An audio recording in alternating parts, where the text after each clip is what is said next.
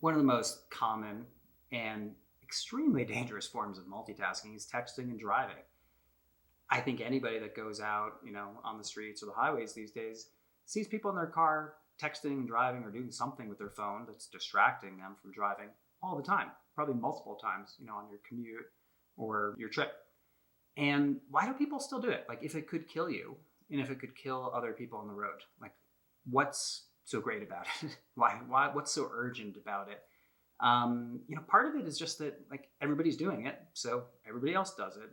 Part of it's also that like it's possible to do it, and we don't really know how to resist doing things that our devices make possible. In the book, I talk a lot about how just because something's possible to multitask doesn't mean you should do it, right? So our devices make it possible for us to multitask all the time. Could be something relatively harmless, like looking at your phone, scrolling through Instagram while you're having lunch.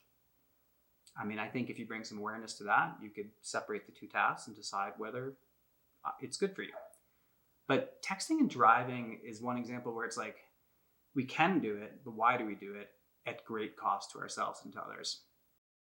So there's a chapter in the book called Getting There, and that's the monotask, which is really about driving and traveling, whether it's by car, bike, bus, boat, train, you name it, and really bringing your attention to doing the act of getting there, the monotask of getting there. So the journey, and really paying attention to that, and observing the details and being present, and coming up with some strategies and some tools, honestly, to resist things like texting and driving.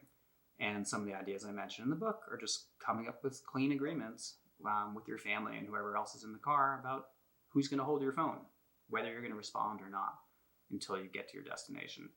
So I think it's, something we could bring some awareness to, and, hopefully we can all be role models for monotasking while we're driving and getting there, and not put others at risk or ourselves.